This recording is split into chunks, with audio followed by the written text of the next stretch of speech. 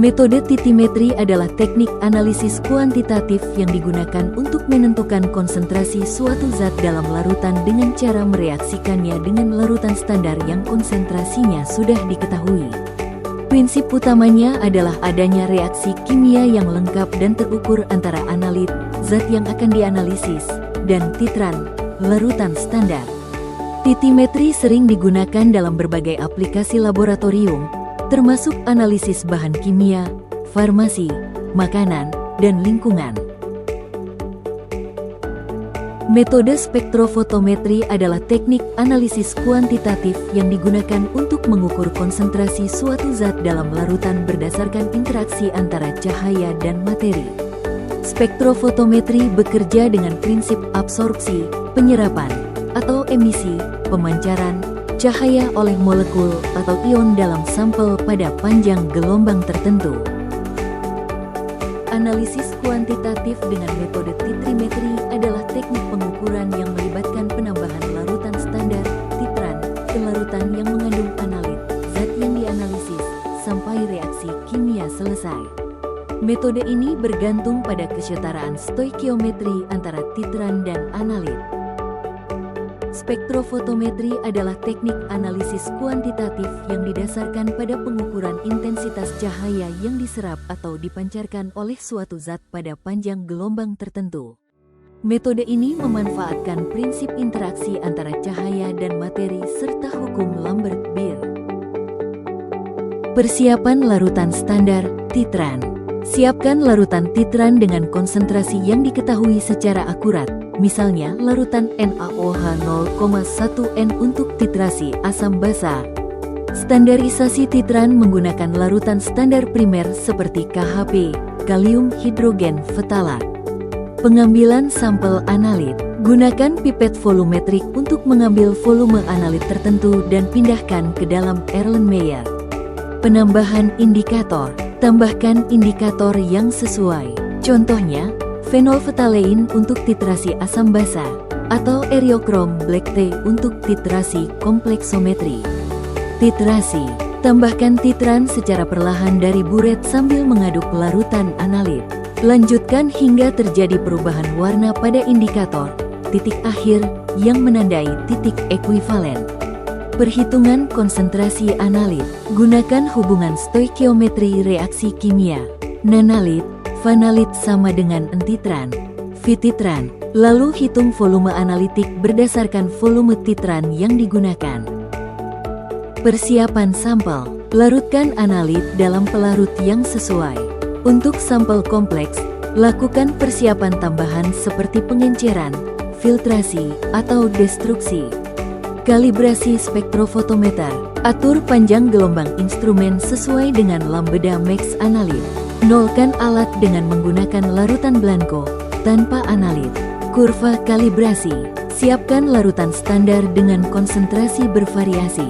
Ukur absorbansi masing-masing larutan standar untuk membuat kurva kalibrasi AVSC.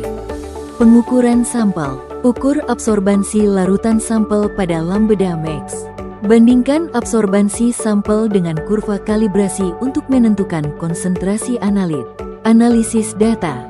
Verifikasi data dengan uji statistik jika diperlukan, seperti uji linearitas kurva kalibrasi.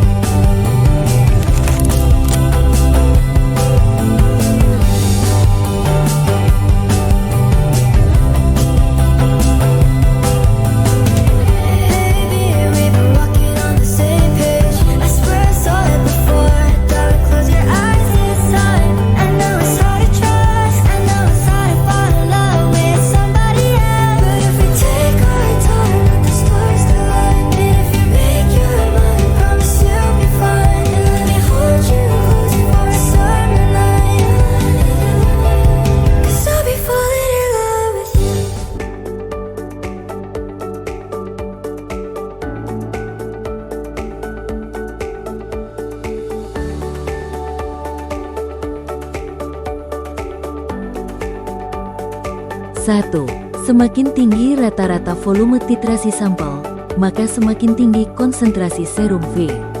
2. Semakin meningkat nilai absorbansi, maka semakin meningkat konsentrasi serum V. 3.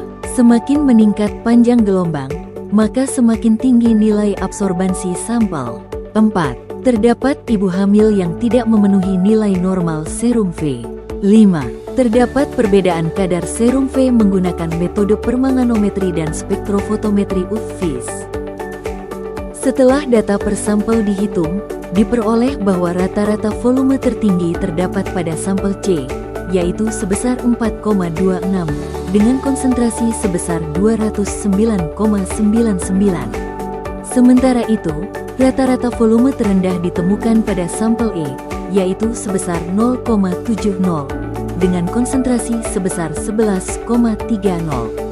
Berdasarkan hasil tersebut, dapat disimpulkan bahwa hipotesis 1 terbukti benar berdasarkan data. Terdapat hubungan positif antara rata-rata volume titrasi dan kadar V dalam serum. Hal ini sejalan dengan prinsip titrasi, di mana semakin banyak volume titran yang dibutuhkan, semakin banyak zat yang dititrasi. Dari data, kita bisa melihat pola hubungan antara absorbansi dan konsentrasi serum V. Pada tabel ketika absorbansi naik dari 0,00726 sampel A ke 0,10372 sampel C, konsentrasi naik dari 17,12 mikrogram del ke 210,04 mikrogram del. Sampel E memiliki absorbansi rendah 0,00435 dan konsentrasi rendah 11,30 mikrogram del. Sampel M memiliki absorbansi tinggi 0,09588 dan konsentrasi tinggi 194,36 mikrogram del. Data menunjukkan adanya hubungan linear positif antara nilai absorbansi dan konsentrasi V dalam serum. Semakin besar nilai absorbansi, semakin besar konsentrasi V. Ini sesuai dengan hukum Lambert-Beer yang menyatakan bahwa absorbansi sebanding dengan konsentrasi zat dalam larutan dengan panjang gelombang tetap. Dengan demikian, hipotesis tersebut terbukti benar berdasarkan data yang tersedia. Dari tabel 5.2, pengukuran dilakukan pada dua panjang gelombang berbeda, yaitu 595 nanometer dan 560 nanometer, dan tidak terlihat pola kenaikan absorbansi yang konsisten seiring peningkatan panjang gelombang. Sebagai contoh, pada panjang gelombang 595 nanometer, absorbansi bervariasi dari 0,00726 hingga 0,10372, sementara pada 560 nanometer, absorbansi berkisar antara 0,00418 hingga 0,09588. Bahkan, beberapa sampel dengan panjang gelombang lebih rendah, 560 nanometer, justru menunjukkan absorbansi lebih tinggi dibandingkan sampel yang diukur pada 595 nanometer. Hal ini membuktikan bahwa absorbansi tidak bergantung secara linier pada panjang gelombang, melainkan lebih dipengaruhi oleh konsentrasi sampel dan sifat kimia senyawa yang menyerap cahaya.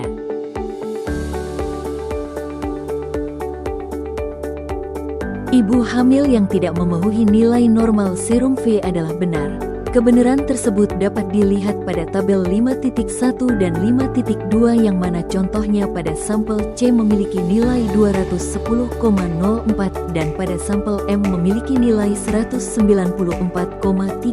Sampel tersebut tidak memenuhi nilai normal kadar V. Hal tersebut menandakan bahwa terdapat beberapa ibu hamil yang tidak memenuhi nilai normal V. Berdasarkan data hasil analisis kadar serum V menggunakan dua metode yang berbeda, yaitu metode titrasi permanganometri dan spektrofotometri UV-Vis, dapat terlihat bahwa terdapat perbedaan kadar serum V pada masing-masing sampel. Hasil yang diperoleh dari tabel 5.1 permanganometri dan 5.2 spektrofotometri menunjukkan nilai yang sangat berdekatan. Sebagai contoh, pada sampel A, kadar serum V menggunakan metode permanganometri sebesar 16,19 mikrogram del. Sedangkan dengan metode spektrofotometri UV sebesar 17,12 mikrogram del. Selisih yang serupa juga terlihat pada sampel-sampel lain, seperti sampel B 81,54 dan 83,12 mikrogram del, dan sampel C 209,99 dan 210,04 mikrogram del. Hal ini menunjukkan bahwa kedua metode mampu memberikan hasil yang sebanding.